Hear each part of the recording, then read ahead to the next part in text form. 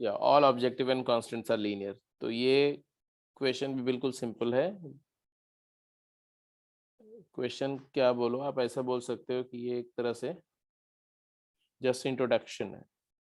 ये all objective functions and constants are linear. LPP का मतलब क्या, लीनियर प्रोग्रामिंग क्यों बोलते हैं इसको, why it is called linear programming.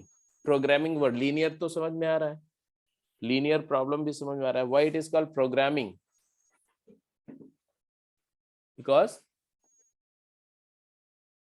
because in this we create a program or strategy to optimize some function, so that's why it is called linear programming। आगे अगला question पे चलो जी, क्वेश्चन रीड करो, ये थर्ड क्वेश्चन है। which of the following is not a vertex of the polygon region bounded by the inequality this and that।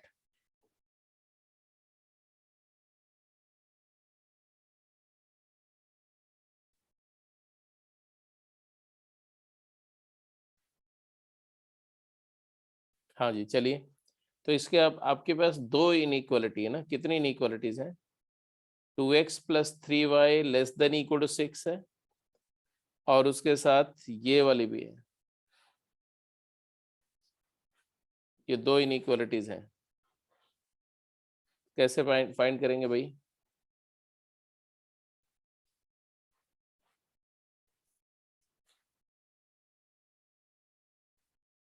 Five x + 3y < 15 and 2x + 3y < 6।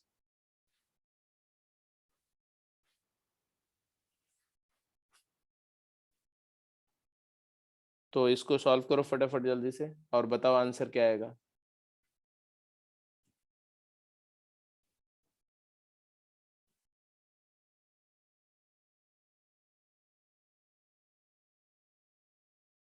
ठीक है जी, क्या किया,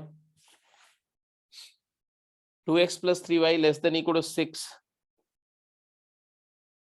ऐसे बात करें हम कि 2x + 3y < 6 की बात करें, मतलब x इंटरसेप्ट जो है वो 3 है प्लस y इंटरसेप्ट 2 है < 1।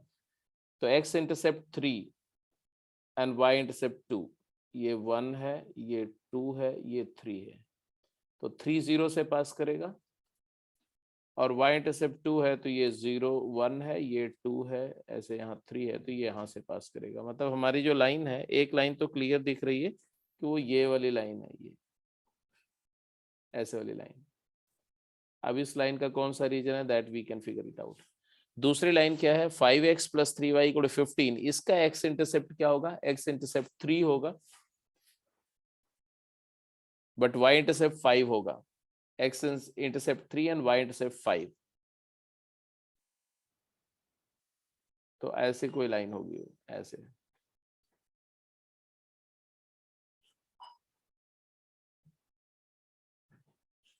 अब आप आइडेंटिफाई करो, सोचो, ये तुम्हारा क्या है, x/5 x/3 plus y/5 is <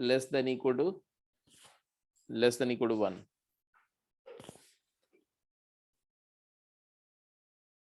कौन सा रीजन हुआ, तो 0 ओरिजिन साइड, तो इस वाली लाइन का ओरिजिन साइड मतलब इधर वाला रीजन, और दूसरी वाली लाइन का, ये पहले वाली लाइन जो थी ऐसा x/2 3 प्लस y/2 < 1, इस वाली लाइन का 0 0 इसको भी सेटिस्फाई करा तो ओरिजिन साइड।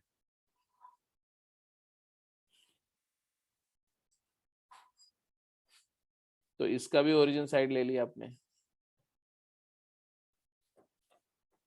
और x > 0 y > 0, तो क्या रीजन आया फाइनली बताओ मुझे, which region is represented by this, कौन सा रीजन रिप्रेजेंट हो रहा है बोलो, x पॉजिटिव है y पॉजिटिव है, तो ये वाला रीजन रिप्रेजेंट हो रहा है ना, ये वाला।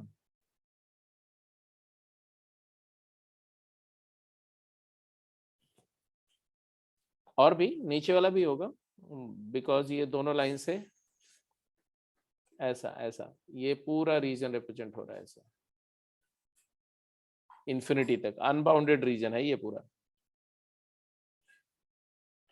अब बोल रहे हैं क्या कि which of the following is not a vertex of the region. तो कौन वर्टेक्स नहीं है इस रीजन का? तो रीजन का वर्टेक्स में ये वर्टेक्स है, ये वर्टेक्स है, इसके अलावा तो कोई और वर्टेक्स है नहीं। तो 30 वर्टेक्स है और 02 वर्टेक्स है। तो क्या नहीं है? 02 है, 30 है, 00 00 इसका वर्टेक्स होगा कि नहीं होगा?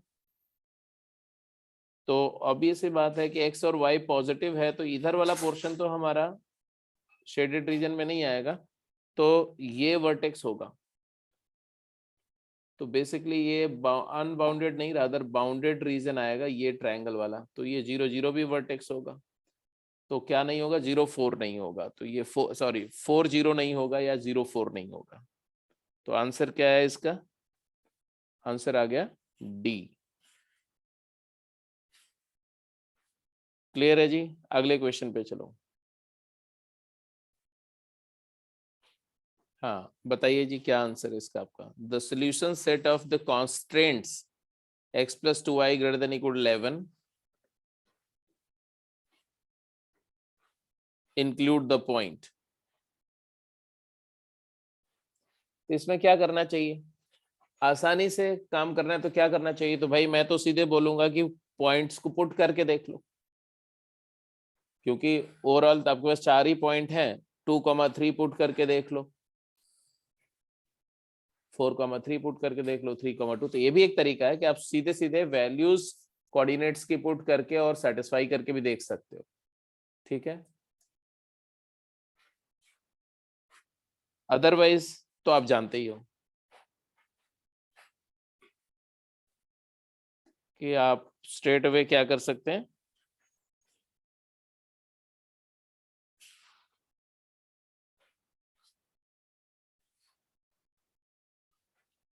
बताओ, अगर इस क्वेश्चन को करना हो तो आप कैसे करेंगे?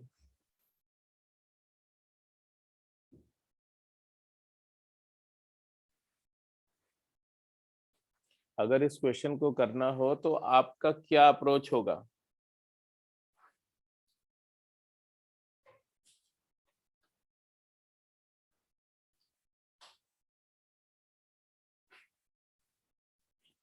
अच्छा, सब्स्टिट्यूट करके देखने का ये अप्रोच होगा पक्का?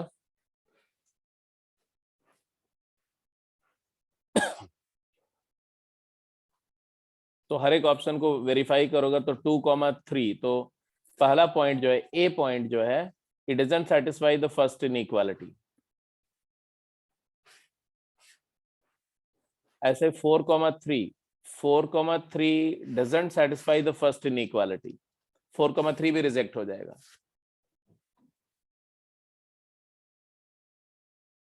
क्यों?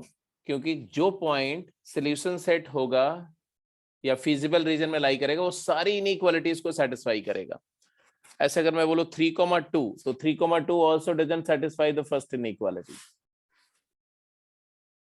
तो बात रह गया डी। 3,4 अब चेक कर लो, 3,4 फर्स्ट को भी सेटिस्फाई कर रहा है, 3,4 सेकंड को भी कर रहा है, 3,4 थर्ड को भी कर रहा है। तो 3,4 इज द करेक्ट आंसर। तो आप स्ट्रेट अवे चेक करके बता सकते हैं कि option A, B and C do not satisfy the constant 1।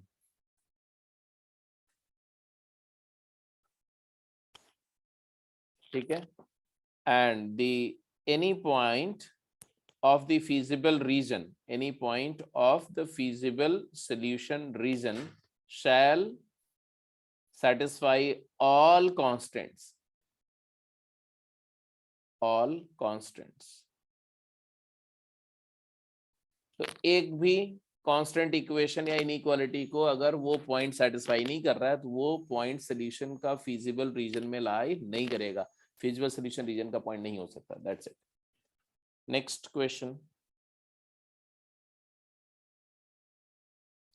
बोल रहे हैं the graph x less than equal to 2 and y greater than equal to 2 will be situated in, जल्दी बोलो, first quadrant and second quadrant, second and third, et cetera etcetera.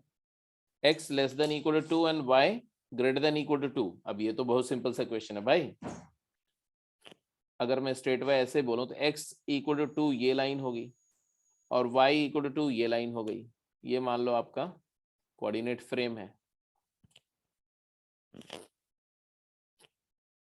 ये y equal to 2 है और ये x equal to 2 है। x less than equal to 2 मतलब इधर, और y greater than equal to 2 मतलब आप समझ ही सकते कौन सा रीजन हुआ, ये रीजन। ये रीजन में y की वैल्यू 2 से बड़ी है और x की वैल्यू 2 से छोटी है। तो ये रीजन फर्स्ट और सेकंड क्वाड्रेंट में है। First and second quadrant, second and third में नहीं है, फर्स्ट एंड थर्ड में नहीं है, etcetera.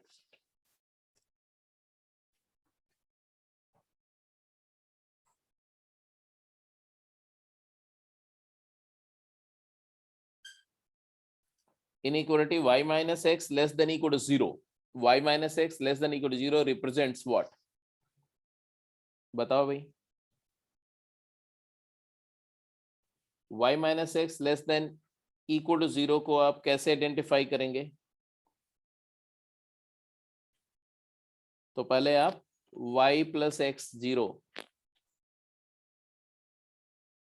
y equal x, sorry y minus x 0 को ड्रॉ करेंगे। तो y equal x line draw कर दी आपने ऐसे।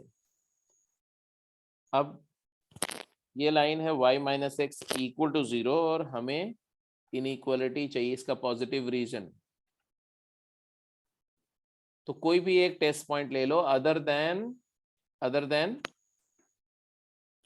तो मैंने बोला अदर देन ओरिजिन, तो 0,1 पॉइंट क्या इसको सेटिस्फाई कर रहा है? तो फॉर दिस पॉइंट 0,1 x को 0 और y को 1 करो तो क्या है?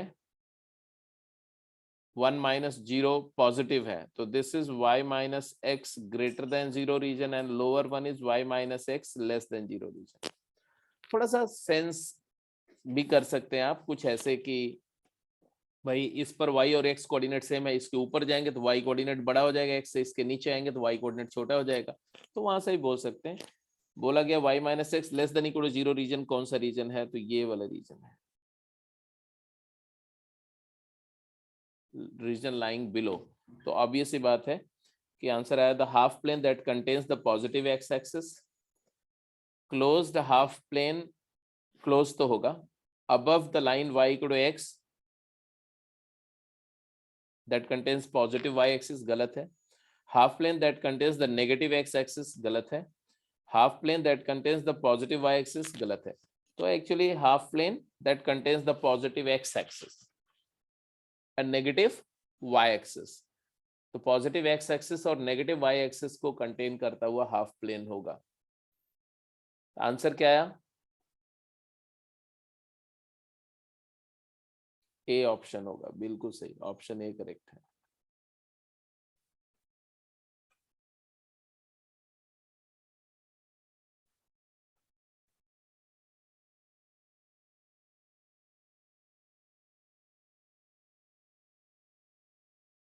ठीक है जी।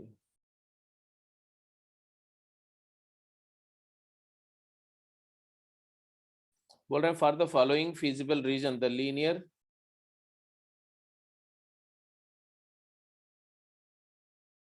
इनइक्वालिटीज आर, बोलो इस फिजिबल रीजन के लिए लीनियर इनइक्वालिटीज क्या होंगी? फिजिबल रीजन में दो लाइंस हैं, x plus 3y equal to 11 है, तो सीधे सीधे आप 0 0 पुट करो ओरिजिन, क्योंकि वो ओरिजिन साइड वाला नहीं है ना। तो ओरिजिन के कोऑर्डिनेट ये है, देखो ये 0 non origin side of both line है ना। This is non origin side of the first line and non origin side of the second line. तो 0 0 पुट करो तो क्या आता है जी? एक हमारा है x minus x plus 3y minus 11, ये है L1, और L2 क्या आता है? 3x प्लस 2y माइनस 12, ये L2 है। तो इस रीजन के लिए इधर वाला जो रीजन है, ये वाला रीजन, इस रीजन के लिए L1 और L2 क्या आएंगे? तो ओरिजिन पुट करके क्या आ रहा है देखो, 0 0 पर नेगेटिव, ओरिजिन साइड नेगेटिव। तो अगर मैं ओरिजिन साइड की बात करूं, only origin side, for origin side क्या आया? L1, बोलो, L1 is negative and L2 is also negative. तो नॉन ओरिजिन साइड के लिए, and therefore for non origin side क्या होगा बोलो, क्योंकि वो द डिजायर्ड रीजन जो हमारा है वो नॉन ओरिजिन साइड पर है। फॉर नॉन ओरिजिन साइड क्या होना चाहिए? L1 भी पॉजिटिव होना चाहिए और L2 भी पॉजिटिव होना चाहिए, और x obviously greater than equal to 0 होना चाहिए, y obviously greater than equal to 0 होना चाहिए। तो जो रीजन यहाँ पर आइडेंटिफाई किया गया है, इस रीजन के लिए ये बिल्कुल क्लियर है कि हमारा ये पूरा रीजन कैसे रिप्रेजेंट हो रहा है। इस रीजन के लिए क्या कंडीशन आई? तो x positive y positive, first inequality. तो ए ऑप्शन क्लियर कट सही दिखाई पड़ रहा है, ऑप्शन ए इज करेक्ट। ठीक है जी, क्लियर है या कोई डाउट है? ऑप्शन ए करेक्ट दिख रहा है कि नहीं दिख रहा? हाँ जी, ऑप्शन ए करेक्ट। अब देखो, इस लीनियर इनइक्वालिटी, लीनियर प्रोग्रामिंग की प्रॉब्लम में प्रॉब्लम तो सिर्फ एक ही चीज की है ना, कि आप इनइक्वालिटी को सही से आइडेंटिफाई कर पाते हो कि नहीं, रीजन को आइडेंटिफाई, उसके बाद तो एक रटा रटा ऐसा थ्योरम, उस थ्योरम पर सीधे सीधे वेरीफाई करना और कुछ नहीं करना। तो गलती अगर आपसे होगी तो आइडेंटिफाइंग द रीजन में ही होगी, फिजिबल सोल्यूशन रीजन को आइडेंटिफाई करने में ही मिस्टेक होगी। अगर वो नहीं हुई तो आपका आंसर आ गया और कुछ है ही नहीं इसमें।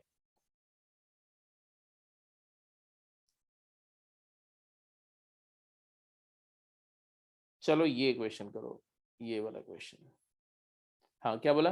The maximum value of Z subjected to the constraints, subject to the conditions x plus y less than equal to 40, x plus 2y less than equal to 60 and xy greater than equal to 0। जल्दी करिए। The maximum value of Z, अब जो आपका objective function है वो 3x plus 4y है, subjected to the condition ये। तो हम क्या करेंगे, फटाफट फिजिबल सोल्यूशन रीजन आइडेंटिफाई करेंगे, फिजिबल सोल्यूशन रीजन आइडेंटिफाई करेंगे। उसके लिए हमने y एक्सिस मार्क कर दिया, हमने x एक्सिस मार्क कर दिया। x प्लस वाई 40, तो मान लो हमने ऐसा कर दिया, ये x प्लस वाई को 40 लाइन ये हो गई। अब दूसरी लाइन भी वर्कआउट करो। दूसरी लाइन क्या है, यहाँ इसको लिख दिया हमने कि ये 40 0 है, और दूसरी लाइन भी कर लो पहले। दूसरी लाइन है x plus 2y less than equal to 60। Equality लो, x प्लस 2y 60 का मतलब x इंटरसेप्ट 60 है, y इंटरसेप्ट 30 है। तो ये 30 यहाँ कहीं 30 हो जाएगा और यहाँ कहीं 60 हो जाएगा ऐसे। अब दूसरी लाइन, दूसरी स्ट्रेट लाइन हमारी कुछ इस तरह से फॉर्म होगी, ऐसे ड्रॉ कर दिया हमने।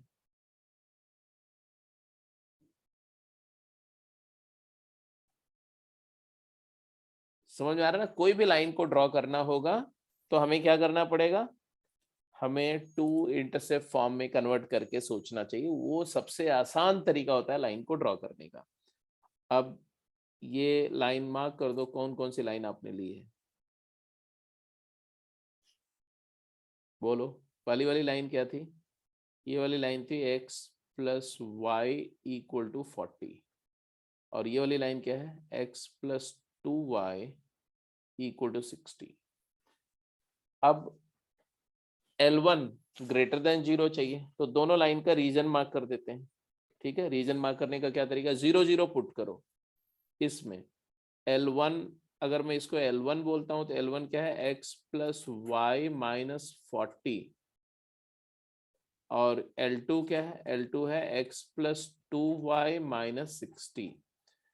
अब ओरिजिन के कोऑर्डिनेट को टेस्ट पॉइंट मान लो, ओरिजिन 0,0 0,0 पुट करने पर ये वैल्यू नेगेटिव आ रही है और ये वैल्यू भी नेगेटिव आ रही है। तो ओरिजिन साइड नेगेटिव साइड है, तो दोनों का ओरिजिन साइड हमने माइनस मार्क कर दिया ऐसे। ये ओरिजिन साइड नेगेटिव है और इसका भी ओरिजिन साइड नेगेटिव है, दोनों लाइंस का ओरिजिन साइड नेगेटिव है, ऐसे मार्क कर दिया मैंने। ठीक है, और x और y पॉजिटिव है, तो ऑब्वियस सी बात है रीजन कौन सा हुआ, तो रीजन हमारा हुआ ये और ये और ये। हमें क्या चाहिए, हमें चाहिए L1 negative and L2 negative. तो हमारा कंडीशन क्या है, condition, let me write the condition. The conditions are L1 less than 0 और equal to 0, L2 is less than equal to 0 and x is greater than equal to 0, y is greater than equal to 0. These are the conditions. तो अब ये सी बात है कि ये reason हमारा feasible solution reason हो गया। अब आ जाओ, ऑब्जेक्टिव फंक्शन को ऑप्टिमाइज करना है, क्या करें इसके बाद बोलो, इसके बाद क्या करें, वर्टिसेस फाइंड कर लिया और हर वर्टेक्स पर ऑब्जेक्टिव फंक्शन की वैल्यू फाइंड कर लेंगे। और वर्टिसेस में ये वर्टेक्स 0,0 है, ओ ये वर्टेक्स ए है जिसका कोऑर्डिनेट है क्या 40,0, और ये वर्टेक्स है 0, बोलो 30, ये 0,30 है, और ये सी हमें निकालना है। चलो जी बताओ फटाफट, सी वर्टेक्स का कोऑर्डिनेट क्या होगा, दोनों लाइन को सॉल्व कर लो। वेरी गुड, 2020 है, 2020 खेल के आ जाओ, 2020। अब हमें for O, for A, for B, for C, O A, अच्छा बी नहीं है, ओ ए सी डी हमने लिख दिया है ना। इन चारों वर्टिसेस के लिए ऑब्जेक्टिव फंक्शन चाहिए, बोलो जी जेड की वैल्यू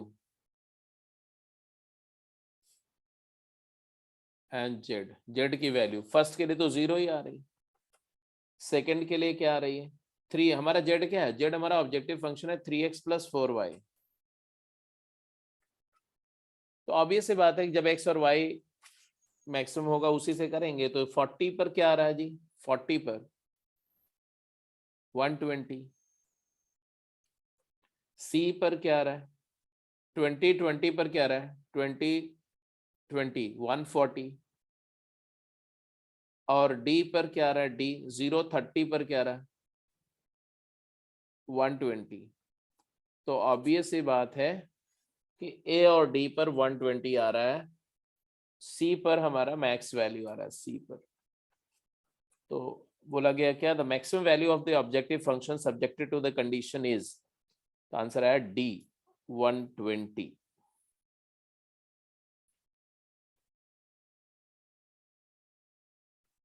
ठीक है, बात समझ में आ रही कि नहीं।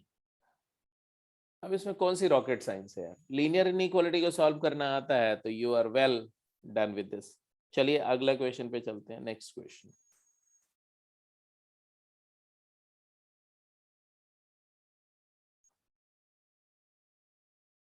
मतलब इसको ना, ये वाले टॉपिक को किसी भी बैच में मैंने पढ़ाया नहीं, तो आप लोगों ने बोला तो मैंने बोला चलो पढ़ा देते हैं, क्योंकि 11th में हम लोग कर चुके होते हैं तो हम एक्सपेक्ट करते हैं कि आप कर ही जाएंगे।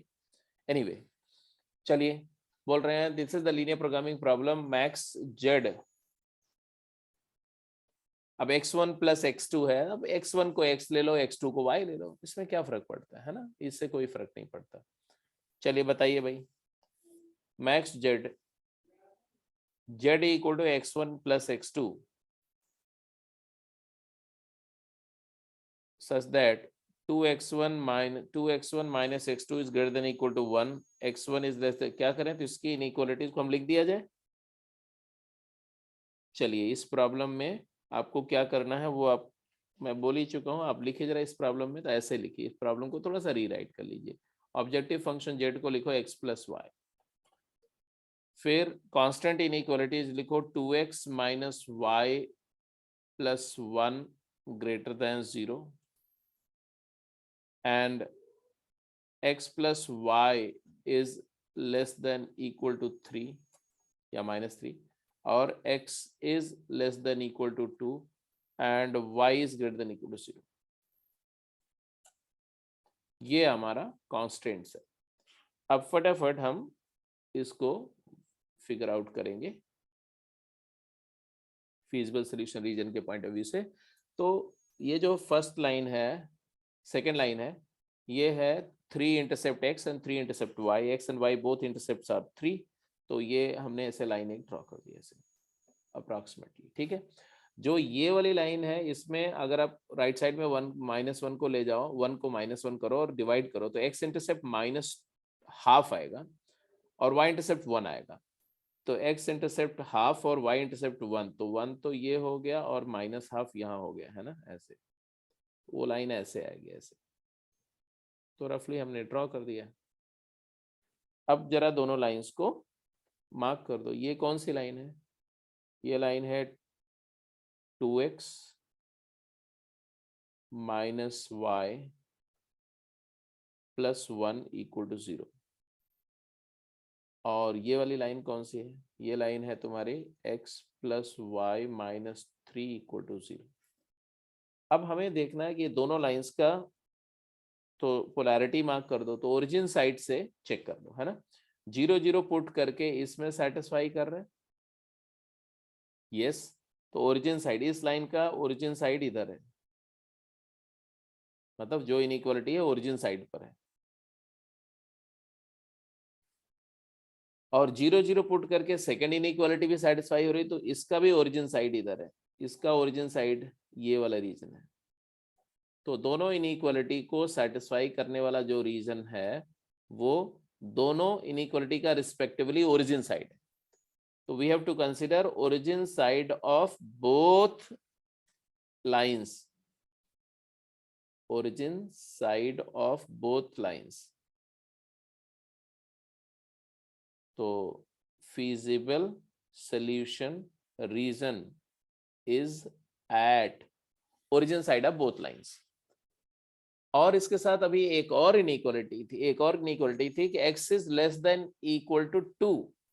तो ये हमारा पॉइंट क्या है? 3 0 है, ये वाला पॉइंट है। और ये वाला पॉइंट क्या है? 0 3 है। और ये पॉइंट क्या है? ये पॉइंट क्या है? और ये वाला पॉइंट भी निकाल सकते हैं। अब x इक्वल टू 2 की बात करें तो x इक्वल टू 2 तो यहाँ कहीं आएगा, ऐसे ऐसे मैंने ड्रॉ कर दिया, x equal to 2 approximately x equal to 2। ऐसे ही y greater than equal to 0, वो तो समझ में आ रहा है, ये y इक्वल टू 0 है। तो y greater than equal to 0 मतलब इसके ऊपर, और x less than equal to 2 का मतलब है कि इसके लेफ्ट में। अब सारे पॉइंट्स क्लियर हैं, इस लाइन के लेफ्ट में और इसके ऊपर। तो कौन सा रीजन हुआ भाई? तो ये हमारा फीजिबल रीजन आ रहा है, देखो x एक्सिस के ऊपर, x इक्वल टू 2 लाइन के लेफ्ट में और इन दोनों लाइंस का below. This is the feasible solution region. कोई डाउट है तो बोल दो, अगर क्लियर है तो बात क्लियर है तो इट्स ओके। ये रीजन, ये अब देखो कि क्या इस रीजन में इनइक्वालिटीज का बाउंड्री लेना है। बाउंड्री इज टेकन, तो सारी इनइक्वालिटीज को कंसीडर करो। तो all of them are closed inequalities because interval is closed. Equality हर जगह है तो बाउंड्री के पॉइंट भी लेंगे। अब बात आ गई क्या कि the linear programming problem max Z x1 plus x2 x plus y। तो one solution, second, this has one solution,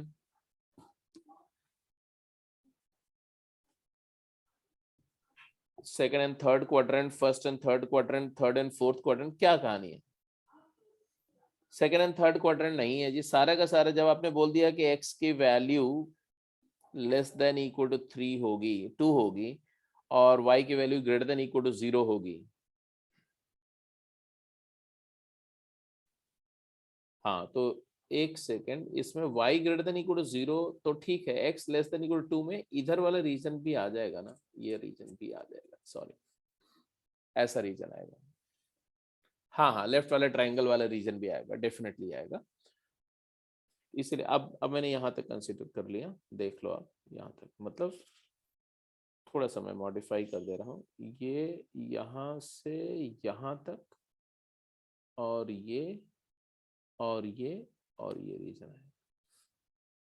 अब आगे क्या पूछा, सेकेंड एंड थर्ड क्वाड्रेंट गलत है, फर्स्ट एंड थर्ड क्वाड्रेंट गलत है, थर्ड एंड फोर्थ क्वाड्रेंट वो भी गलत है, क्योंकि कहीं पर भी थर्ड या फोर्थ क्वाड्रेंट का जिक्र नहीं आना चाहिए।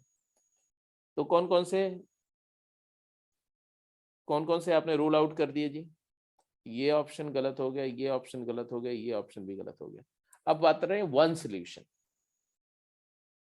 वन सोल्यूशन तो क्या करें, जेड की वैल्यूज देखो कॉर्नर पॉइंट्स पे,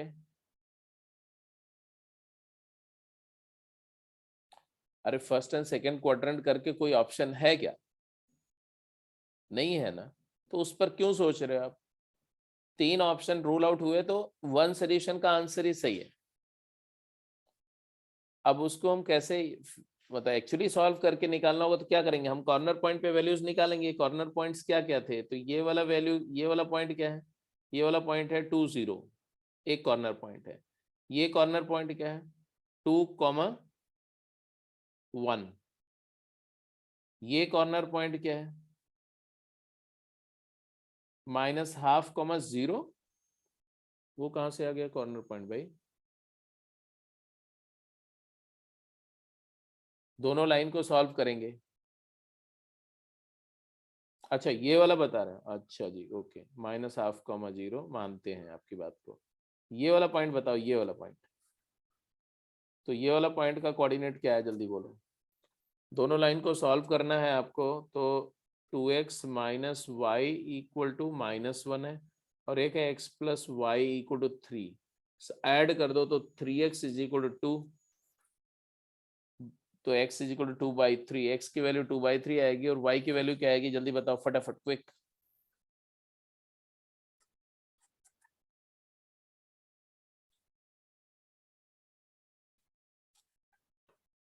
अब x प्लस वाई देखो कहाँ है, तो ये इस पॉइंट के लिए x प्लस वाई 2 है, इस पॉइंट के लिए x प्लस वाई 3 है ना, तो z की वैल्यू मैं लिख रहा हूँ, यहाँ पर z की वैल्यू 2 है, इस पॉइंट के लिए z की वैल्यू 3 है, इस पॉइंट के लिए तो ऑब्वियसली कम होगी, -0.5, तो माइनस जेड इक्वल टू -0.5 आ गई, और ये वाले पॉइंट के लिए जेड क्या है, तो इन दोनों का सम कितना आ जाएगा जी, 7 + 2 9/3, तो 3 ही आ गया।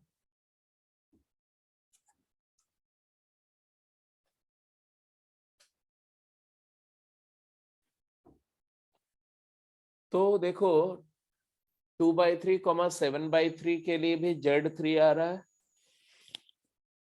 2,1 के लिए भी Z3 आ रहा है। हाँ वही मैं देख रहा हूँ, इसमें थोड़ा सा प्रॉब्लम है, मुझे लग रहा है ना कि इसका जो ऑप्शंस है ना, वो ऑप्शंस में कुछ एरर है। पहला ऑप्शन वन सोल्यूशन है, बी सी डी में ऑप्शन से क्वाड्रेंट नहीं होने चाहिए, क्योंकि लीनियर प्रोग्रामिंग प्रॉब्लम में मैक्स जेड पूछ रहे हैं, तो मैक्स जेड के लिए तो हमें जेड की वैल्यूज आनी चाहिए थी, तो इन्फिनाइट में नहीं सोल्यूशन होगा, हाँ बिल्कुल सही बात है, इन्फिनाइट में नहीं सोल्यूशन होना चाहिए, ऑप्शन को उसको मॉडिफाई करना पड़ेगा। चलो कोई बात नहीं, ठीक, हाँ जी इन्फिनाइट, क्योंकि दोनों अगर दो कॉर्नर पॉइंट पे अगर सेम वैल्यू आ गई,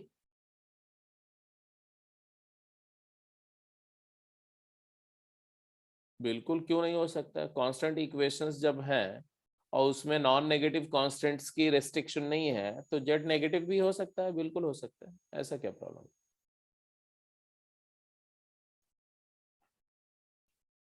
अगले क्वेश्चन पे चलो, नेक्स्ट।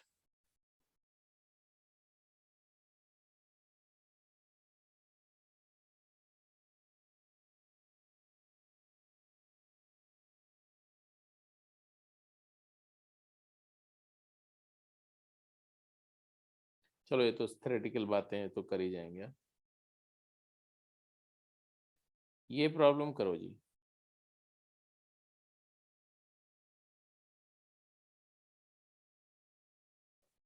बोला क्या, we have to purchase 2 articles A and B, of cost rupees 25 and 45 respectively. I can purchase total article maximum of rupees 1000. After selling the article this A and B, the profits per unit is 5 and 3 respectively. If I purchase X and Y number of articles of A and B respectively, then the mathematical formulation of problem is, चलिए जरा करके दिखाइए, इसका formulation करके दिखाइए quick.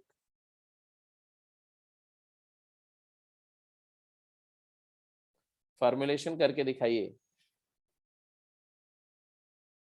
What is the objective function? What will be the objective function?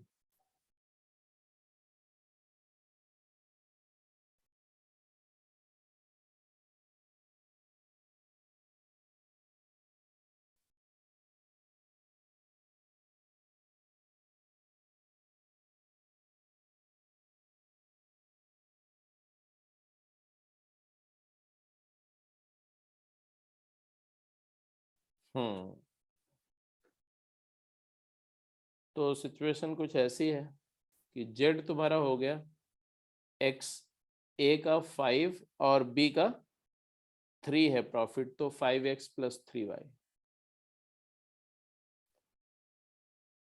And constants क्या है, तो ए 25 रुपीज का है, बी 45, तो 25x + 45y is less than equal to 1000, एक कांस्टेंट है। और क्या क्या कांस्टेंट्स हैं,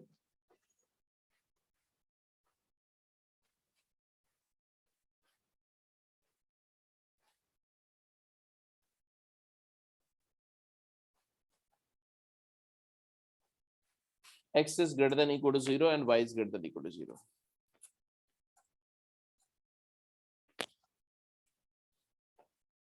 बस, और कोई कांस्टेंट है नहीं इसमें।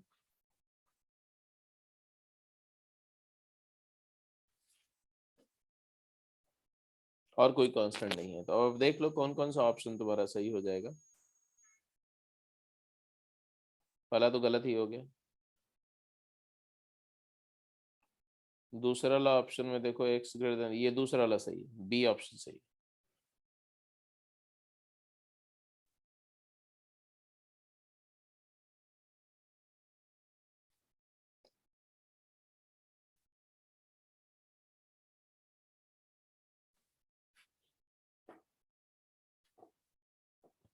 ठीक है जी, क्लियर है, कोई दिक्कत तो नहीं इसमें। ऑब्जेक्टिव फंक्शन क्रिएट करने में ट्रबल नहीं है, इसको भी छोड़ो, इसको भी छोड़ो, ये सब बड़ी बात नहीं।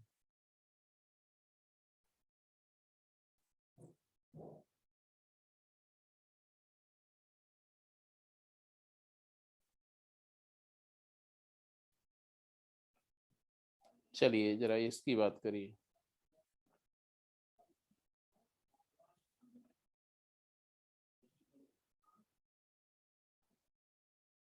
इसका बताइए, the minimum value of z 2x + 3y subject to constant 2x + 7y greater than equal to 22, x + y greater than equal to 6।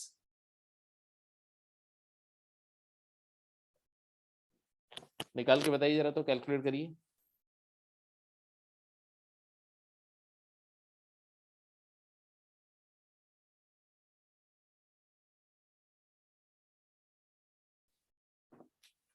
Calculate करके बताइए फटाफट जल्दी से।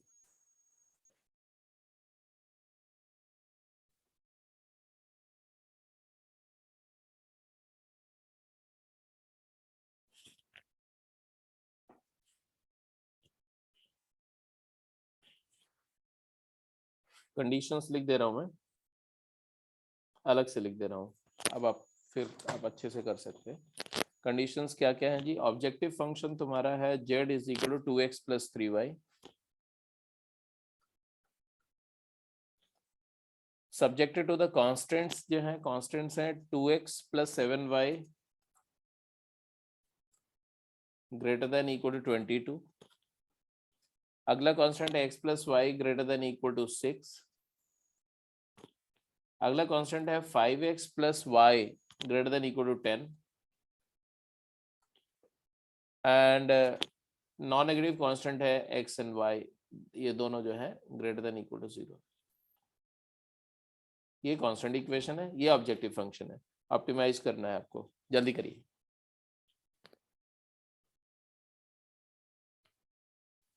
तो ऑप्टिमाइज करने में आपने क्या करना है, पहले फिजिबल सॉल्यूशन रीजन कैलकुलेट करना है, आइडेंटिफाई करना है। उसके लिए x intercept 11, y intercept 22/7 approximately draw करो। x intercept 11, y intercept 22/7, 22/7 means approximately 3। तो 11 या ये हो गया, अगर मान लो तो 3 जो है उसी प्रपोर्शन में ये मान लो ऐसे, और फिर ये वाली लाइन को प्लॉट कर दो ऐसे, और जो पॉइंट को आपने यूज किया ड्रॉ करने में वो पॉइंट के कोऑर्डिनेट लिख दो, सो दैट आप आइडेंटिफाई कर सको। ये है तुम्हारा 11 0 और ये है 0,22/7। ये लाइन है L1, इसको मैं L1 बोल रहा हूँ, इसको मैं L2 बोल रहा हूँ, इसको मैं L3 बोल रहा हूँ। तो ये L1 है। अब L2 के लिए x और y इंटरसेप्ट दोनों 6 6 है, तो अगर ये 11 है तो इसका आधा 5.56 यहाँ कहीं है, मान लो ये 6 है और इधर भी 6 यहाँ कहीं होगा, सपोज करो ये। तो हमने वो वाली लाइन भी ड्रॉ कर दी।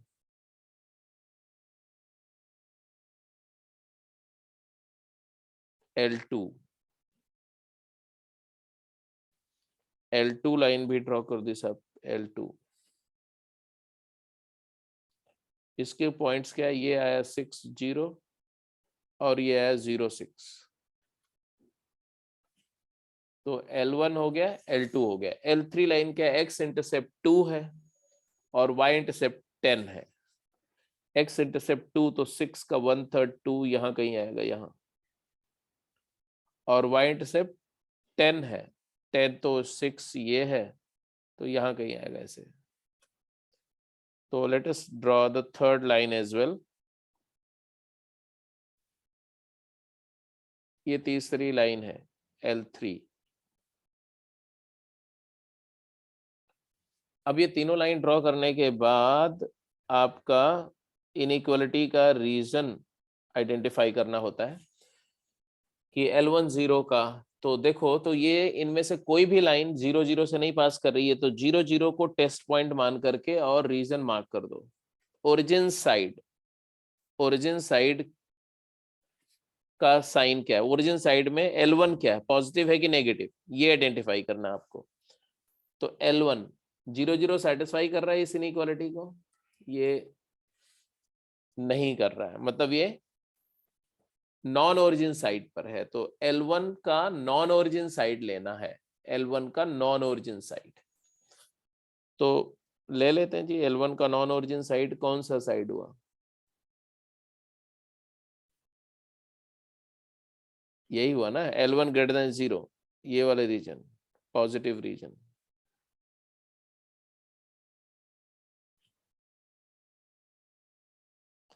ये L1 ग्रेटर देन 0 वाला रीजन हो गया, मतलब इधर वाला रीजन है ना।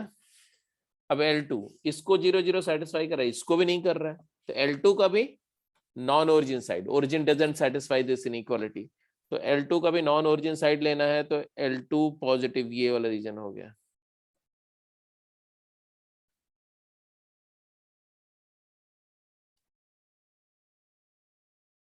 L2 के लिए ये हो गया। L2 का भी ओरिजिन साइड क्या है, नेगेटिव है। अब आ जाओ तीसरी का, L3 का क्या है कहानी, L3 वाली इनइक्वालिटी को पढ़ो।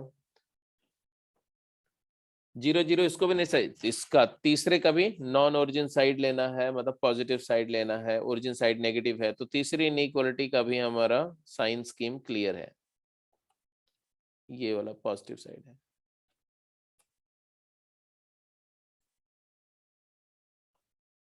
अब मुझे बताओ कौन सा फिजिबल सोल्यूशन रीजन आया।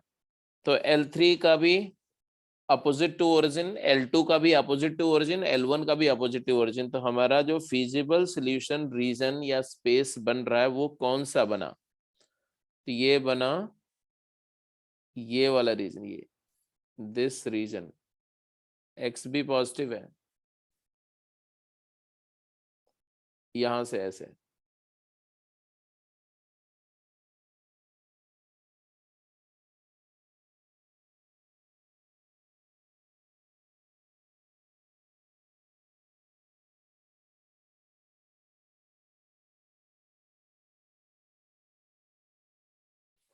ये कैसा रीजन हुआ, ये बाउंडेड रीजन बोल रहे हो कि अनबाउंडेड।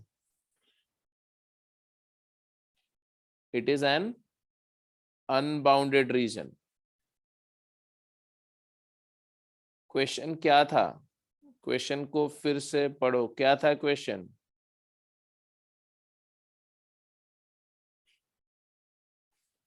तो ये अनबाउंडेड रीजन है। कॉर्नर पॉइंट्स कौन कौन से हैं, मार्क करो कॉर्नर पॉइंट्स। कॉर्नर पॉइंट कौन कौन से हैं भाई, जल्दी बोलो। तो कॉर्नर पॉइंट एक ये मिला, एक ये मिला, एक ये मिला और एक ये मिला। तो चलो कॉर्नर पॉइंट्स जो है इनका नेम कर देते हैं ABCD करके। This is A, this is B, this is C and here it is D। तो अब मैं क्या करना है, ABC and D, 4 corner point है और इन चारों पॉइंट का कोऑर्डिनेट क्या है और उन कोऑर्डिनेट्स के कॉरेस्पॉन्डिंग जेड ऑप्टिमम वैल्यू या वैल्यूज क्या है ऑब्जेक्टिव फंक्शन की। तो यहाँ कोऑर्डिनेट लिख देते हैं और उसके आगे वैल्यू लिख देते हैं। कोऑर्डिनेट्स बोलते जाओ भाई। ये पॉइंट है, ये कोऑर्डिनेट है और ये है जेड का वैल्यू। बोलो ए का 11 0, बी का L1 L2 को सॉल्व करो, L1 और L2 को सॉल्व करो बी के लिए। मतलब आप किसको सॉल्व करेंगे, x plus 2y equal to 22 and x plus y equal to 6 को सॉल्व करना है। सब्ट्रैक्ट कर दो तो y की वैल्यू आ गई 6 नहीं 6 नहीं सॉरी 22 माइनस 6। क्या बात कर रहे हो, अरे x plus 7y, x plus 7y, हाँ जी। तो 6y इज इक्वल टू कितना आ गया, x प्लस 7y 22 है एंड x प्लस वाई 6 है। सब्ट्रैक्ट किया तो आया 6y is equal to 22 minus 6 is what 18। अरे नहीं 16।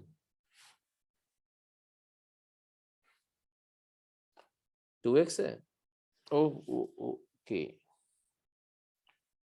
तो इसको भी डबल कर दो, फिर इसको लिख दो 2x प्लस 2y इक्वल 12 करके सॉल्व करना पड़ेगा। तो 5y इज इक्वल टू 10, तो y 2 आ गया, 2,4।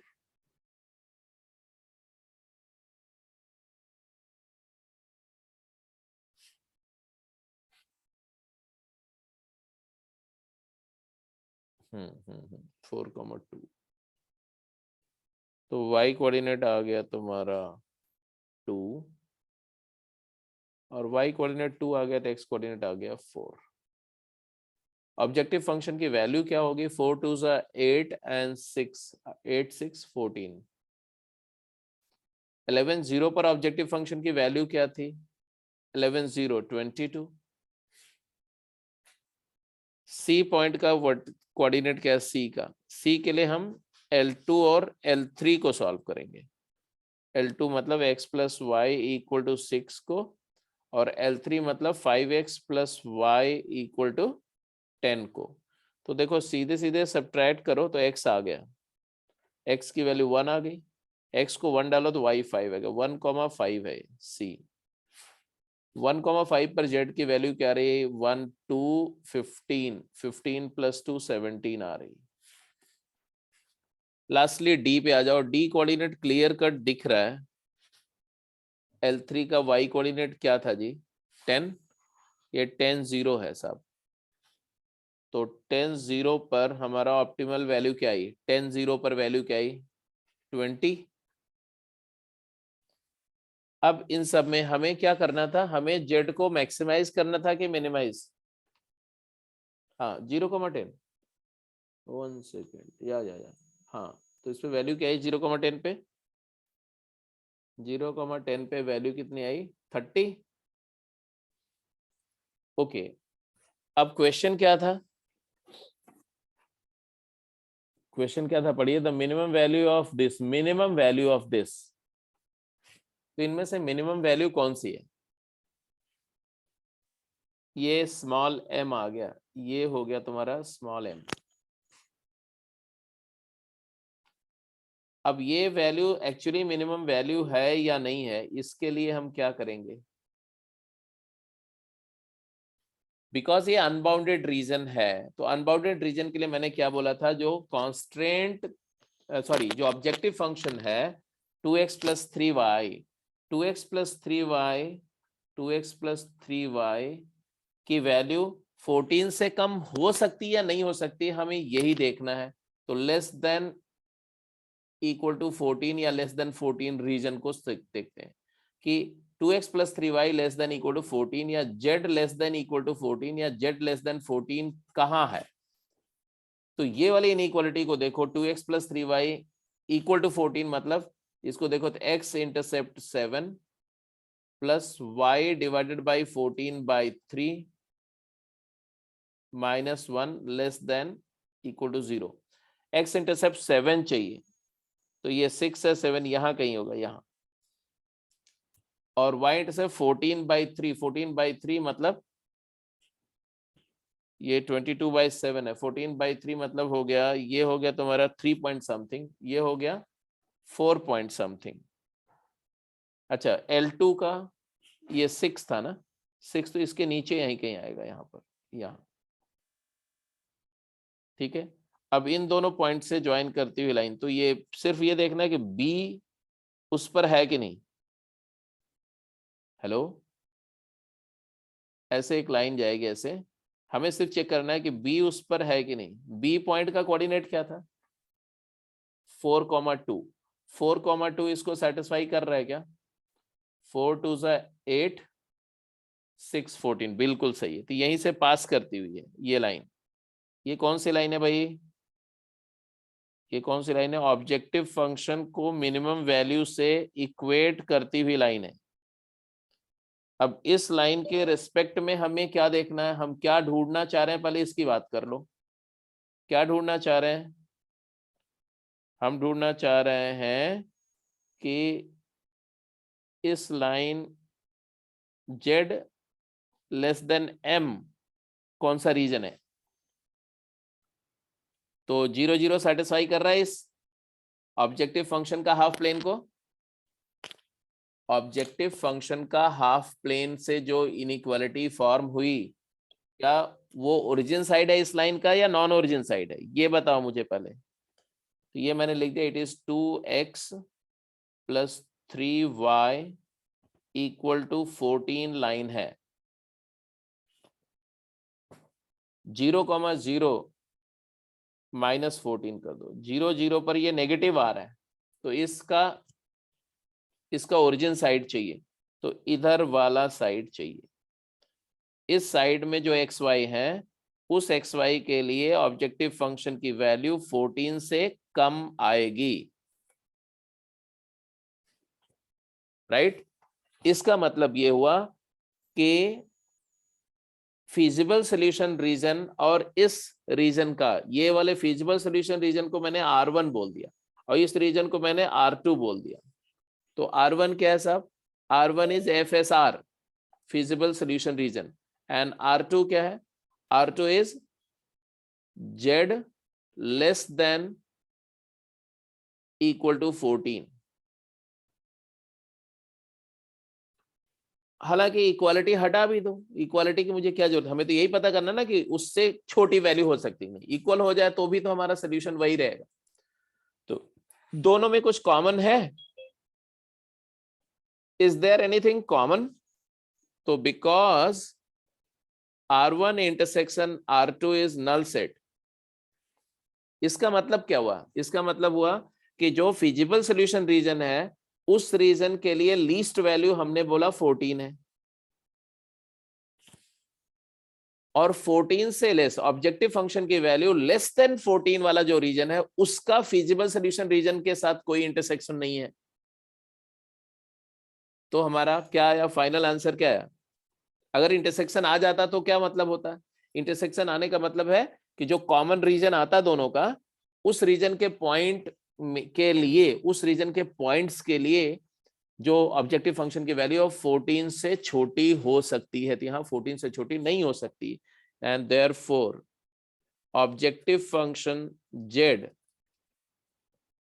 Objective function z can't attain values smaller than 14, smaller than 14। तो z की मिनिमम वैल्यू फाइनली हमारी क्या है? 14 ही होगी। तो अनबाउंडेड रीजन वाला केस समझ में आ गया कि नहीं? जल्दी बोलो।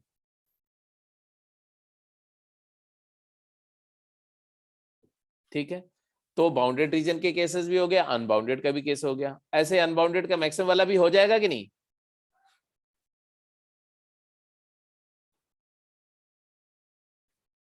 ए 1 सेकेंड 1 सेकेंड।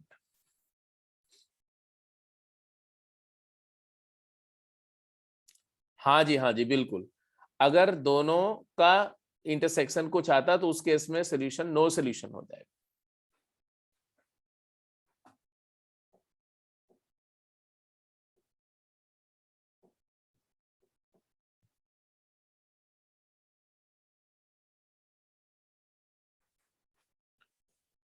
ठीक है बेटा, तो I think it is enough. अब आपने कई सारे क्वेश्चंस भी कर लिए, अब अपने आप हैंडल कर सकते हो प्रॉब्लम्स को।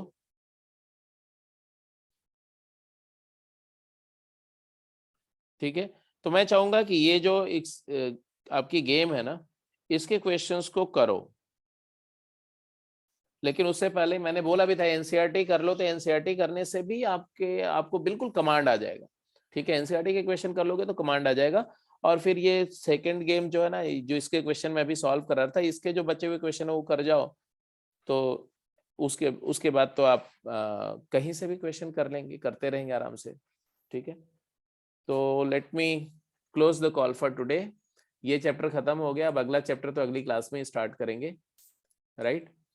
अच्छा, कल संडे मॉर्निंग में आपकी क्लास नहीं हो पाएगी, तो मैं आपको कर्वेचर, एक छोटा सा कॉन्सेप्ट है कर्वेचर का, कर्वेचर पर या मीन वैल्यू थ्योरम पर एक लेक्चर शेयर करूंगा।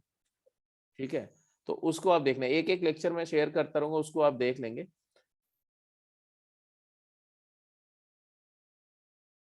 उसको देखते रहेंगे और फिर जैसे मैं वहाँ अवेलेबल हूँ तो आपको उस पर प्रैक्टिस करेंगे प्रॉब्लम्स की। इंटीग्रेशन में देखो, इंटीग्रेशन में इंडेफिनिट इंटीग्रल स्टार्ट कर रहे हैं हम। तो इंडेफिनिट इंटीग्रेशन में क्या है कि पहला जो लेक्चर होता है ना, वो एकदम बिल्कुल एलिमेंट्री होता है, जिसके अंदर what is integration, what is the meaning of anti derivative, anti derivative की प्रॉपर्टीज क्या होती हैं, और फिर जो स्टैंडर्ड रिजल्ट जो मैंने डिफरेंशिएशन करते समय रिजल्ट आपको बताए थे, है ना? जब डिफरेंशिएशन करते थे कि साइन का डेरिवेटिव कॉस है तो कॉस का इंटीग्रल साइन है, कॉस का डेरिवेटिव माइनस साइन है, मतलब माइनस कॉस का डेरिवेटिव साइन है, तो साइन का इंटीग्रल माइनस कॉस है। तो वैसे वाले रिजल्ट का लिस्ट और उस पर जो स्ट्रेट अवे प्रॉब्लम्स होती हैं, उस पर एक पहला इंट्रोडक्शन लेक्चर जो होगा इंडेफिनिट का, वो मैं शेयर कर दूंगा। उसको आप देख के और नोट्स बना के रखेंगे, so that second lecture onward हम लोग प्रॉपर लाइव करेंगे क्वेश्चंस। ठीक है, तो let me close the call for today. हाँ, जो मैं लेक्चर शेयर करूंगा आपको, उसको मतलब इंस्ट्रक्शन ये है कि उसको साथ के साथ देखते जाओ, उसको आप पेंडिंग मत रखना।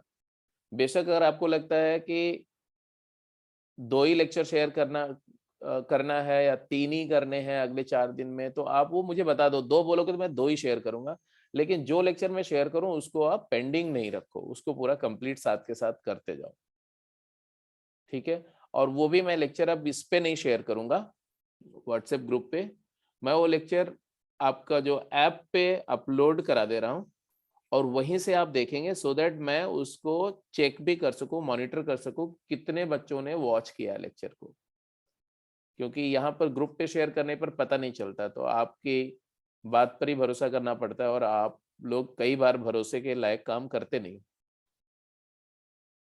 तो ऐप से आपको लेक्चर को एक्सेस करना है, वहां पर आप उसकी स्पीड को कम ज्यादा करके देख लो, उसमें कोई इश्यू नहीं, वो सारे ऑप्शंस है, ठीक है। So have a great day.